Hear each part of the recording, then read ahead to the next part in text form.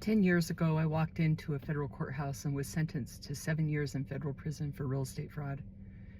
I remember that day before I went into the courtroom thinking maybe I'll get probation. I had been in denial about the seriousness of what I had done. But if you've ever been in a courtroom, you know as soon as you walk in, the denial slips away. It's such a sterile place to be. I remember sitting in the front of the courtroom and looking back at my husband and children and feeling a level of sorrow I never want to experience again. And I just started to cry. And I knew that the judge was going to sentence me to the maximum sentence. I was facing 0 to 7 years. I got up and I apologized. And the judge said, "Miss Louder, I'm sentencing you to 84 months in federal prison."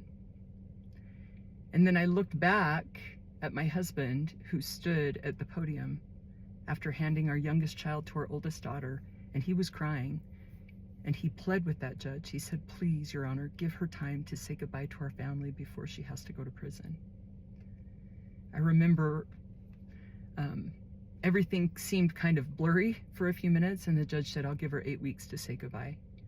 And I walked out of that courtroom, and my life has never been the same.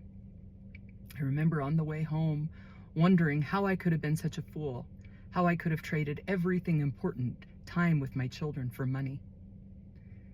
When I got home that night, I remember watching my children sleep and wondering how I could have traded all of these beautiful moments, why I didn't see it.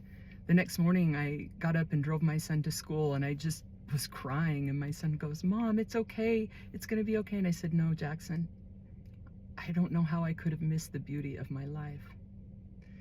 I remember the last night I spent at home, walking into each of my children's rooms, so heartbroken. And then I cleaned my house one last time. The next morning, my mom came and picked our children up, and I said goodbye, and Chad drove me 14 hours to a federal prison in Dublin, California. As painful as that experience was, I built a new life on that pain, and I'm grateful for the life that I have today.